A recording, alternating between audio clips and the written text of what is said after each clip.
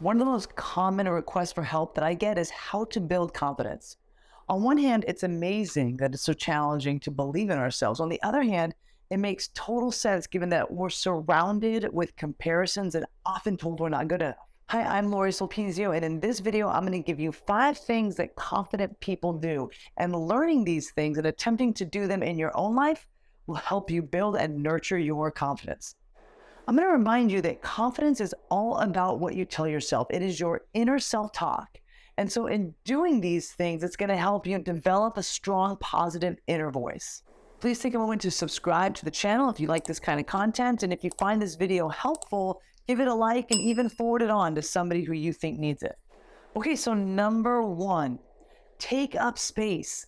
Stand tall and enter a room with a posture that says, I'm here. This is not the same thing as power posing, which became popular with Amy Cuddy and her research.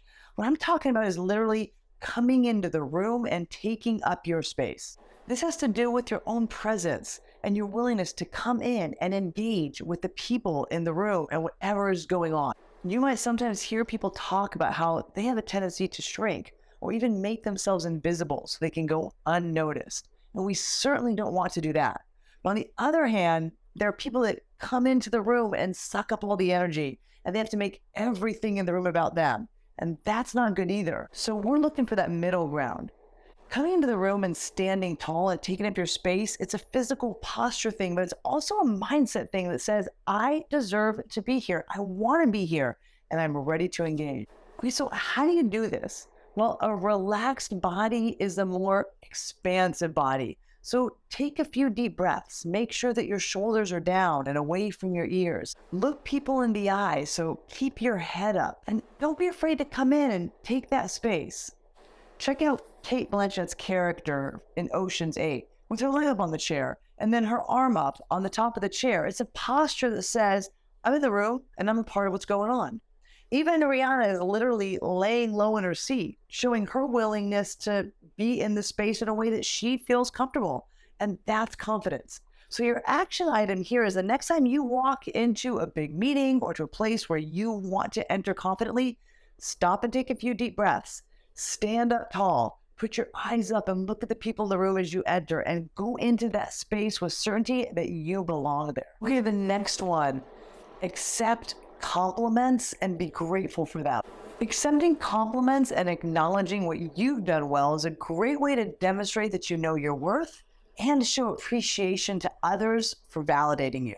When you're genuinely grateful for a compliment, it shows humility because it recognizes that you recognize the work you put in to get where you are. You're honoring the process that it took you to get there. So instead of coming across like, yeah, I know I crushed that, receiving a compliment with gratitude creates a connection for whatever you're being complimented for. Check out this clip from the movie Late Night, where a young actress is coming on to Emma Thompson's show, who is a talk show host, and she is so grateful for Emma Thompson's character, recognizing that her character is difficult to play. So it was really validating to be complimented, and she just took it in with a heartfelt thank you. And it was such a connected moment. What I mean is that it's very hard to pull off. Thank you so much for saying that. I mean, I haven't seen every episode. Can I hug you? Sorry? Hug you? She wants to hug me. Hug her. Yeah. We often quickly go to diminishing whatever compliment we receive. And lots of times we do this because we don't want to appear arrogant, but we're actually dismissing somebody who is probably telling us a truthful, positive statement about ourselves. So accepting the compliment is a way to acknowledge the good part of you. And the way you accept that compliment can also display both humility and connection. So when someone tells you they really like your outfit, don't say like, oh, I've had this forever. Just say, thank you so much. I really like this jacket also. If someone tells you, gosh, your team played amazing to get that win, don't follow up with, well, yeah, but we really need to work on defense. Instead, just say, thank you. We've been working hard in practice, and I'm so happy it paid off last night. If somebody says, you're always so comfortable in front of the group, just say, thank you. I really try hard to connect with people, and I appreciate you saying that. Confident people are fully aware of their capabilities. The difference with arrogant people is that they see themselves as superior. So when you can accept a compliment and be really grateful for the fact that others are recognizing what you've achieved, you're acknowledging the importance of interpersonal connection and you're avoiding that nasty trait of having an exaggerated sense of self. Okay, the next one, elevate others. There's always such a fine line between confidence and arrogance, and there's one way to make sure you don't fall into the arrogant trap, and that's to elevate others. Why does this work? Well, first of all, none of us do it alone. There's not one person on this planet that accomplishes anything great alone. Even the best of the best have trainers, coaches, staff, support systems. There's always people helping people.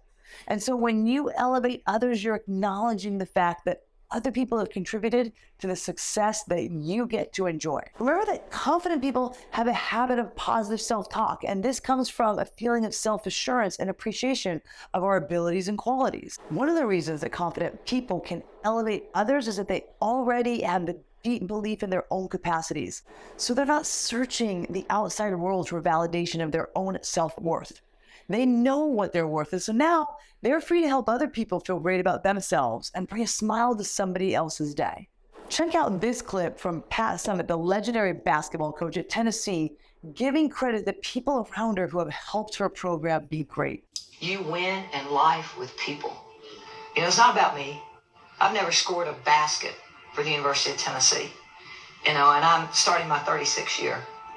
It's all about the people you surround yourself with and what they bring to the court, to the game, and to understanding that it is a team concept and they have to do it together. When I work with high school kids, I can tell the kids that are confident because those are the kids that are being nice to everybody.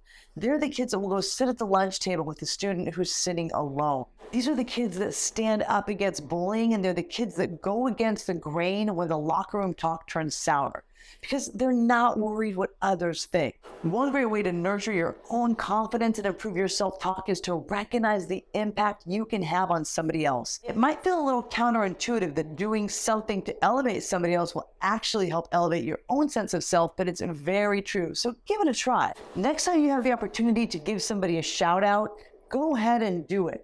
Highlight somebody around you that did something great. Recognize somebody in your life that deserves it. Not only will you feel great for helping them, but you will be nurturing and helping your own sense of self. Okay, the next one, listen deeply and speak thoughtfully. The smartest person in the room is not the one who speaks the most. It's actually the one who listens and offers something insightful and useful to the conversation. This could be saying helpful information that moves a problem forward, or saying something funny that lightens the mood, or maybe saying something that makes others feel good. Confident people don't need to speak to prove their self-worth. They don't need to prove anything to anybody. So instead, they're willing to deeply listen to others. This actually serves them because then they're better able to speak thoughtfully and wisely because they've listened more intently to the conversation at hand. Confident people don't need to have their voice heard at all times because they know that when they do offer their ideas, it's going to make an impact. And since confident people elevate others, they also pay attention to giving space in the room for everybody to speak. It can be really difficult to speak in groups, especially groups where you feel intimidated. I actually have a whole video about being confident speaking in public. I'll put that link in the description. But the trick here is that if you listen deeply and pay attention to what people are saying, you'll be better set up to offer something insightful and useful to the conversation.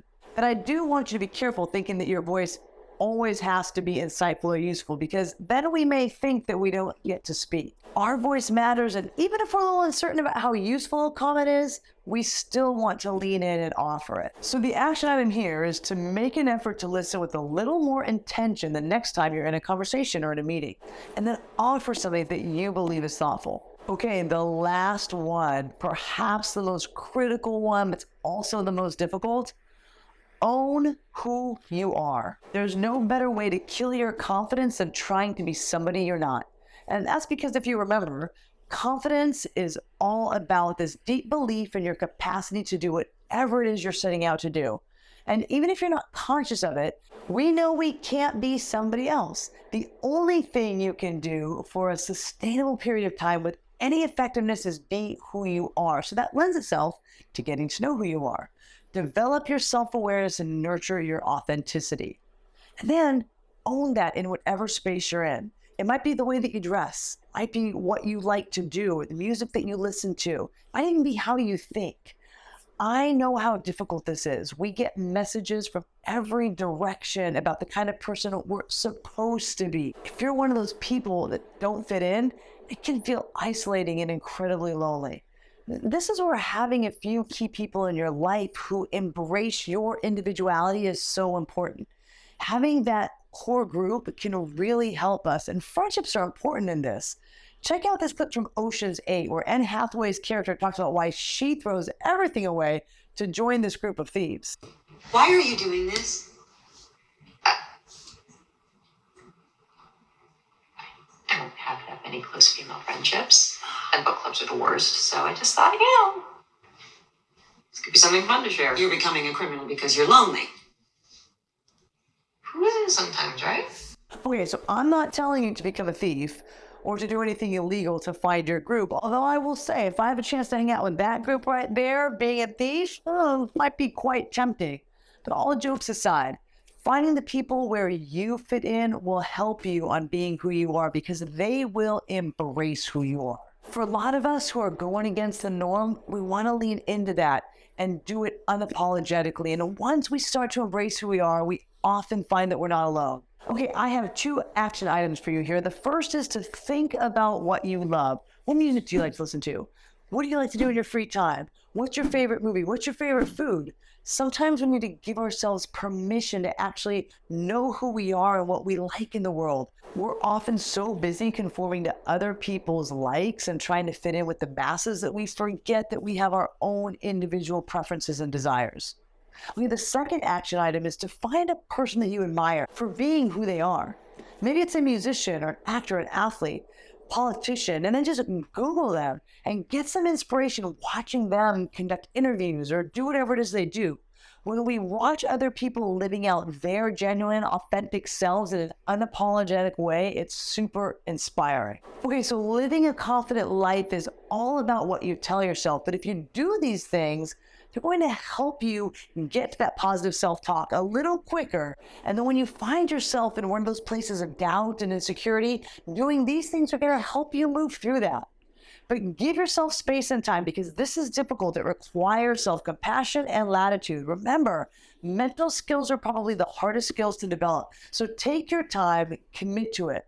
Thank you so much for being here. I know your time is valuable. I'm grateful you choose to spend it with me. Share this with somebody who might need it. Check out the other videos in the playlist. If you're interested in getting more of this kind of content, go to the description, because I've got a link where you can sign up for the newsletter. Stay up to date with everything that's coming out. Until next time, I will see you soon. Let's be brave.